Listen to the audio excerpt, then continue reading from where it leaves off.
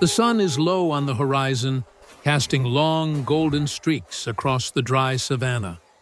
A lone group of Homo erectus moves in silence, their faces hardened by the struggle for survival. They have been walking for days, the air thick with dust and the scent of earth. They are searching for food, meat, fruit, anything to sustain them in this unforgiving land.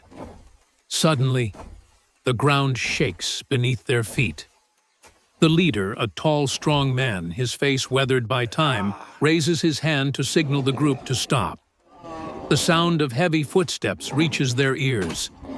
Something massive is approaching. The tribe's eyes flicker nervously as they look around, seeking shelter. A shadow looms overhead.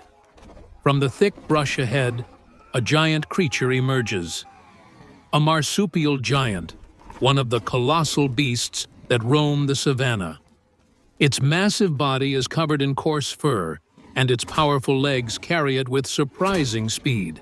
The creature's eyes lock onto the humans, its enormous claws flexing as it moves closer, each step causing the earth to tremble. The leader of the group steps forward, motioning for his people to remain still. The giant creature pauses, sniffing the air. It can smell their scent, and its instincts are telling it that they are prey. The tension in the air is palpable. The leader takes a deep breath and raises his stone-tipped spear. He motions for the others to ready their weapons. The group of Homo erectus, armed with rudimentary tools, sharpened stones, and wooden spears, prepares for a fight. They know that their survival depends on this moment. The marsupial giant roars, a guttural, ear-shattering sound that echoes across the savanna.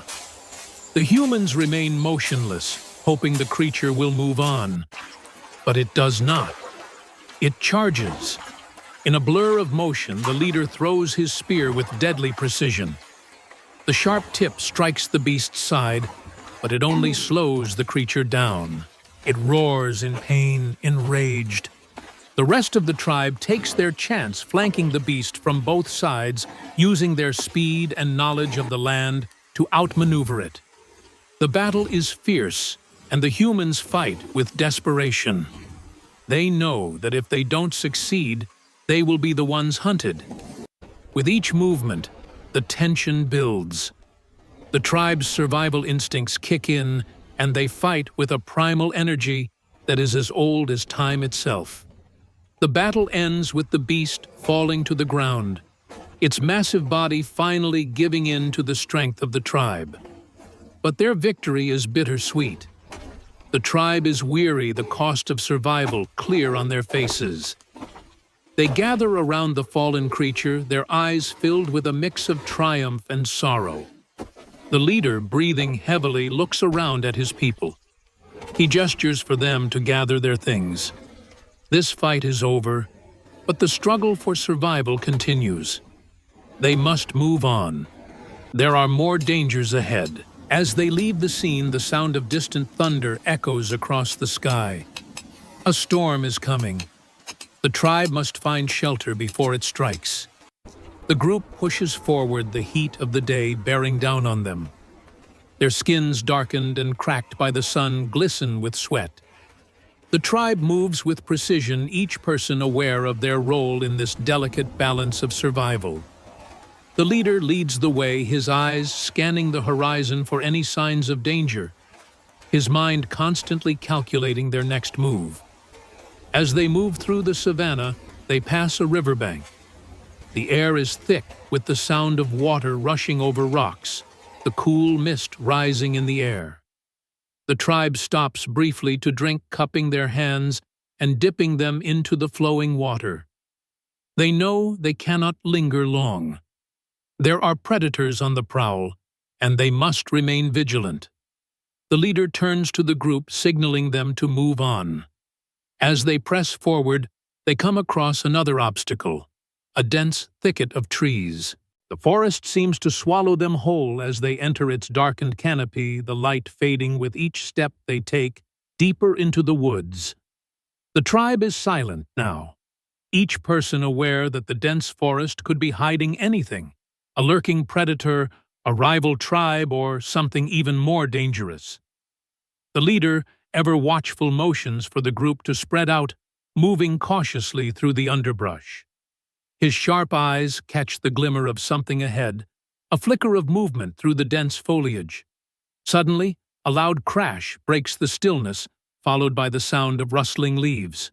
A marsupial giant, this time a different species, bursts through the trees with terrifying speed.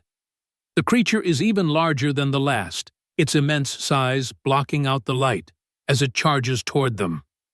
The tribe has no choice but to fight. Without hesitation, the leader grabs a nearby stone axe, its blade glinting in the dappled sunlight. The rest of the group follows suit, grabbing whatever weapons they have at hand. The creature roars, its mouth filled with sharp teeth, and charges the group. The battle is chaotic. The humans move with remarkable coordination, using their environment to their advantage. They climb trees, using them as vantage points, and throw rocks to distract the beast. The battle is a test of endurance, with every moment threatening to turn in favor of the creature. One of the tribe members, a young woman, takes a dangerous risk. She circles around behind the beast, hoping to strike from a vulnerable angle. As the marsupial giant focuses on the leader, she leaps, driving her spear into the creature's side. The beast thrashes in agony, but it is enough. The tribe closes in, landing the final blows, and with a final blood-curdling roar, the creature collapses. Breathing heavily, the tribe looks at the fallen giant. It is both a victory and a reminder of the world they live, in a world where survival is never guaranteed, and danger is always lurking just beyond the horizon. The leader surveys the scene, his face grim. The tribe has survived again, but at what cost? With heavy hearts, they begin to butcher the creature, using every part of it for food, shelter, and tools. As they work, a sudden wind picks up, and dark clouds begin to form overhead. A storm is approaching. The tribe must find shelter before the storm unleashes its fury. They gather their belongings, and with renewed determination they move toward the nearest cave, their steps quickening as the wind begins to howl. The storm will soon be upon them, but for now they have a moment of reprieve. In this world of constant threats, survival is a fleeting victory, but it is a victory nonetheless. As the tribe makes their way toward the cave, the storm clouds grow darker, swirling ominously above them. The wind picks up, howling through the trees and carrying the smell of rain. They can feel the pressure in the air, a sense of impending chaos that will soon be unleashed. The leader urges the group to hurry their pace, quickening as the first drops of rain begin to fall. The cave is not far now, but the storm is relentless. The rain falls in torrents, drenching the earth and the tribe. The wind howls like a wild beast, tearing through the savanna. The earth trembles under the weight of the storm, and the group knows they must reach shelter quickly or risk being caught in the open. They finally reach the mouth of the cave, exhausted and soaked to the bone. The leader gestures for the others to enter, their faces drawn with weariness and the weight of the journey. Inside the cave offers some protection from the storm, but the tribe is not yet safe. They still need to make a fire and find food before the storm's full fury is unleashed. The young woman who struck the final blow to the marsupial giant begins gathering dry wood, using the skills she's learned from years of survival. The others help, their movements purposeful as they prepare for the long night ahead. With a spark and some skillful twigs, the fire catches, casting flickering shadows on the walls of the cave. The warmth of the fire is a welcome relief, and the tribe huddles together, finding comfort in each other's presence. They share the meat from the marsupial giant, their bellies filled with the fruits of their hard-fought battle. The leader sits at the front of the fire, his eyes scanning the storm outside. The wind howls louder, but the cave is safe for now. As the storm rages on outside, the tribe reflects on their survival. The leader looks at the faces of his people, worn but resolute. He knows this storm will pass, as all storms do, but their survival will always be uncertain. Tomorrow, they will continue their journey. Tomorrow, they will hunt again. For now, though, they rest.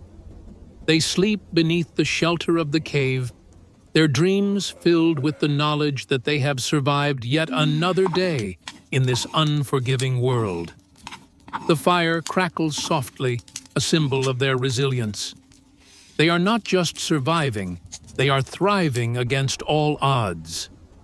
And as the storm finally begins to subside, the leader whispers to himself, "We live to fight another day."